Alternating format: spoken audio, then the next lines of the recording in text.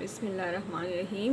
السلام علیکم اسٹوڈنٹس، آج میں آپ کو اردو کے لیکچر نمبر 58 میں سبق زراعت کا بقیہ حصہ جو ہے اس کی پڑھائی اور وضاحت کراؤں گی۔ ٹھیک ہے، اپنی بک کھولے، صفحہ نمبر 103 104 پر کھولے، بلکہ 104 105 پر آپ کا یہ بقیہ حصہ موجود ہے۔ کھولے اور پینسل ہاتھ میں پکڑ لیں۔ اچھا، اب ہم آتے ہیں 104 صفحہ پر۔ زرعی شعبے کی اعلیٰ اور بہترین پیداوار حاصل ہونے کی صورت میں ملکی معیشت میں بہتری آتی ہے، جبکہ بیرونی منڈیوں سے اچھے برآمدی آرڈرز بھی موصول ہوتے ہیں۔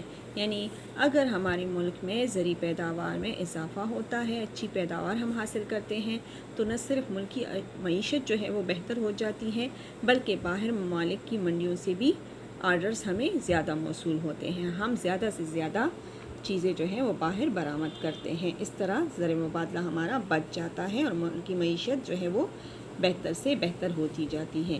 پاکستان قدرتی وسائل سے بھرپور ایک زرعی ملک ہے، اس لیے ہونا تو یہ چاہیے کہ یہ ملک زرعی حوالے سے مالا مال ہوتا، لیکن بدقسمتی سے حقیقت اس کے برعکس یعنی الٹ ہے۔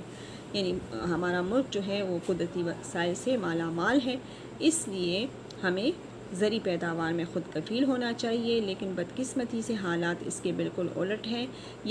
کیونکہ یہاں کسان کو سہولیات جو ہیں وہ میسر نہیں ہیں۔ زرعی شعبے کی حوصلہ شکنی کی باعث جدی پشتی یعنی آبا و اجداد نسلی جو پیشہ ہے کھیتی باڑی کا، وہ چھوڑ کر دوسرے کاروبار کی طرف متوجہ ہو رہے ہیں۔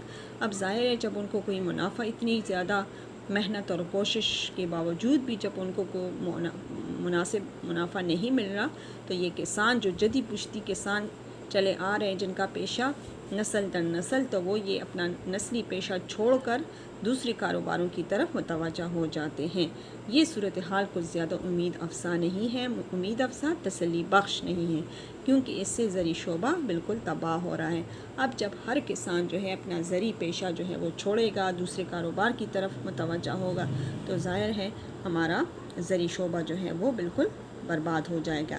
اس شعبے کو جس قدر ترقی دی جائے گی، ملک کی معیشت اسی طرح مستحکم ہوتی جائے گی، مضبوط۔ اگر اس طرح جو ہے کسان یہ پیشہ چھوڑتے جائیں گے، تو ہمیں نہ صرف غذائی اجناس جو ہم باہر ممالک کو برآمد کرتے ہیں اس کا جو ہے وہ کمی آ جائے گی، بلکہ ہماری جو درآمدات ہے وہ بھی بڑھ جائے گی اور ہم مقروض ہو جائیں گے۔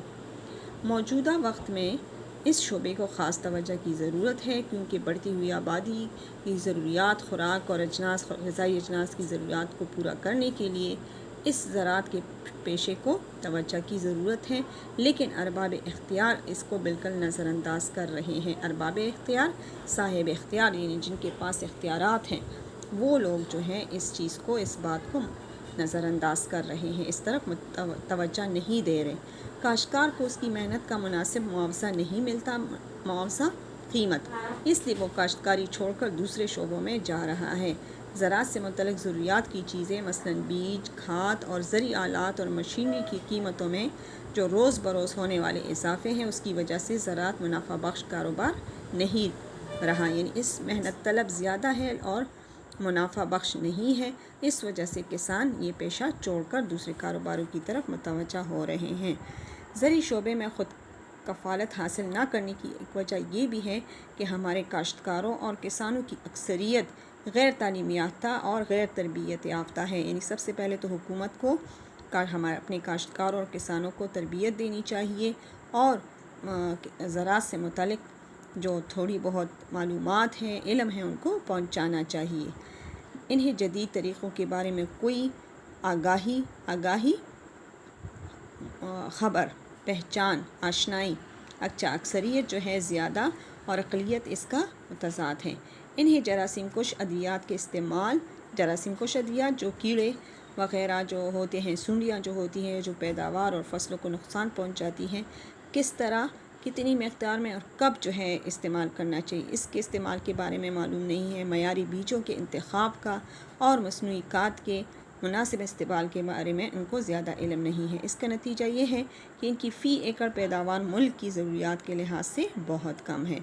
وہ کاشتکاری کے صرف ان روایتی طریقوں پر یقین رکھتے ہیں جو انہوں نے اپنے بزرگوں سے سیکھے ہیں، یعنی پرانے زمانے کے جو پرانے جو کاشتکاری کے طریقے ہیں جو ان کے بزرگ کرتے آ رہے ہیں انہی کو وہ فالو کر رہے ہیں، یعنی اسی طرح اسی کو قائم رکھے ہوئے ہیں، جبھی تو ان کی فی ایکڑ جو پیداوار ہے اس میں اضافہ نہیں ہوتا۔ نئی اور جدید ٹیکنالوجی کا استعمال کرتے ہوئے کسان بہتر پیداوار حاصل کر سکتے ہیں، مگر اس کے لیے کسانوں اور کاشتکاروں کو آگاہی فراہم کرنے کی ضرورت ہے۔ آگاہی یعنی علم، جو زراعت سے متعلق جو علم ہے، جو معلومات ہیں وہ پہنچانا چاہیے ان کو، باوجود اس کے کہ ہمارے کسان انتہائی محنتی اور جفاکش ہیں۔ جفاکش کا مطلب بھی محنتی ہیں، وہ آج بھی لکڑی کے ہل، گوبر کی کھاد، غیر تصدیق شدہ مقامی بیج اور کاشتکاری کے قدیم طریقے استعمال کر رہے ہیں۔ قدیم کا متضاد کیا آئے گا؟ جدید، پرانا نہیں آئے گا، نیا نہیں آئے گا۔ اچھا، پرانا تو نیا، قدیم تو جدید، بہت پرانا جو ہے۔ یہی وجہ ہے کہ فی ایکڑ پیداوار میں اضافہ نہیں ہو رہا ہے۔ ٹریکٹر، ٹیوب ویل، معیاری کھاد، تصدیق شدہ معیاری بیج اور بیجوں کی منظم مشینی کاشت آج کی کاشتکاری کے اہم اور لازمی اجزاء ہیں۔ اجزاء جز کی جمع ہے، یعنی حصے ہیں کہ کسان کو ٹریکٹر، ٹیوب ویل، معیاری کھاد اور تصدیق شدہ جو معیاری بیج ہوتے ہیں اس کا مناسب جو ہے استعمال، یہ سارے ایسے حصے ہیں، اجزاء ہیں کہ ان کے بارے میں کسان کو علم ہونا چاہیے۔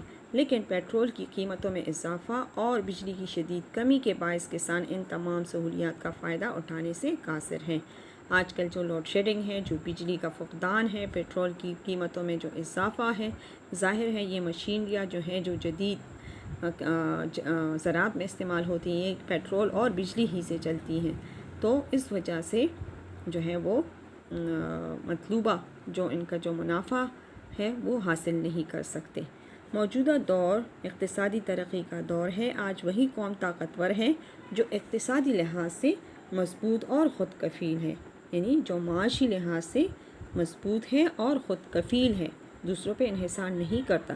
زراعت کو ترقی دیے بغیر اور اس ملک کے کسان کی حالت زار بری حالت مرکبی توصیفی ہے میں بہتری لائے بغیر ہم خود کفیل نہیں ہو سکتے، یعنی جب تک زراعت کو ترقی ہم نہ دیں اور کسان کی جو آج کل حالات ہیں، برے حالات ہیں، اگر ہم اس میں بہتری نہ لائیں تو اس کے بغیر ہم خود کفالت کا سوچ بھی نہیں سکتے۔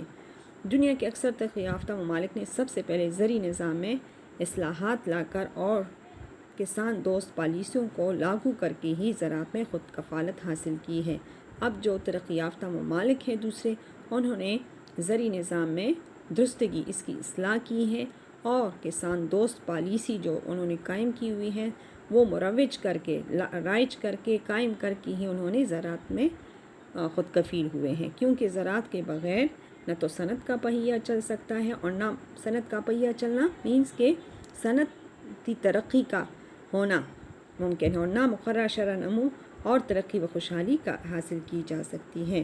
اس وقت فوری طور پر دو ضروری امور جو ہیں، امور امر کی جمع ہے، یعنی کام، امور انجام دینے کی ازحد ضرورت ہے، ازحد بے حد، بہت زیادہ۔ ایک تو یہ کہ کسان کو اس کی محنت کا مناسب معاوضہ دیا جائے تاکہ اس کی حوصلہ افزائی ہو۔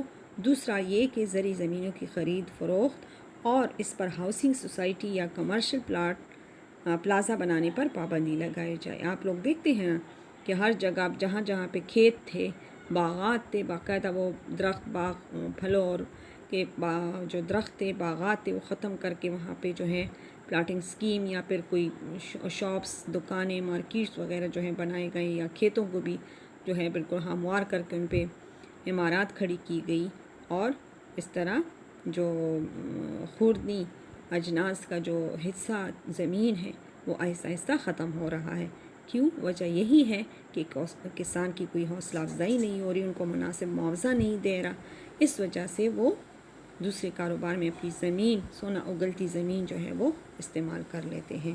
پاکستانی لنگڑا آم کو دنیا بھر میں مقبولیت حاصل ہے، مقبولیت، شہرت۔ جو لنگڑا آم ہے، آج کل آم کا موسم بھی ہے، سب سے مشہور اور لذیذ پھل جو ہے آم کا قسم جو ہے وہ لنگڑا آم ہے جو پوری دنیا میں مشہور ہے، لیکن کاشتکار کو آم کا مناسب معاوضہ نہ ملنے کا نتیجہ ہے کہ زمینداروں نے باغات ختم کر کے ہاؤسنگ سوسائٹیز بنا لی، اور یوں لنگڑا آم کی وجہ سے جو زر مبادلہ ملتا تھا پاکستان اس سے محروم ہو کے، یہ ہماری بدقسمتی ہے کہ آم کے جو کاروبار کرنے والے باغات جو ہے رکھنے والے جو لوگ تھے، جو کسان تھے، ان کو معاوضہ نہیں ملتا تھا مناسب، اس وجہ سے انہوں نے باغات ختم کر کے اس پہ جو ہے گھر بنا لیے یا جو ہے کاروباری مارکیٹ بنا لی، اور لنگڑا آم کی وجہ سے جو زر مبادلہ بچتا تھا پاکستان اس سے محروم ہو گیا۔ ہوم ورک آپ لوگوں کا کیا ہے آج کا؟ یہ پڑھائی کر لے، ٹھیک ہے، اپنی زراعت کے متعلق معلومات اکٹھی کر لے، جو مشکل الفاظ کے معنی ہے وہ یاد کرے، بیچ میں جو میں نے مرکبات بتا دیے تو وہ یاد کر لے، ٹھیک ہے، اور پڑھائی پورے سبق کی پڑھائی کر لے، کیونکہ اس کے سوالات جوابات بھی اسی میں سے موجود ہے۔ جب آپ کو پڑھائی جو ہے آپ نے تورولی کی ہوگی چیپٹر کی، تو آپ کو خالی جگہ پر غلط درست جواب اور ہر سوال کا جواب بھی آ جائے گا، ٹھیک ہے۔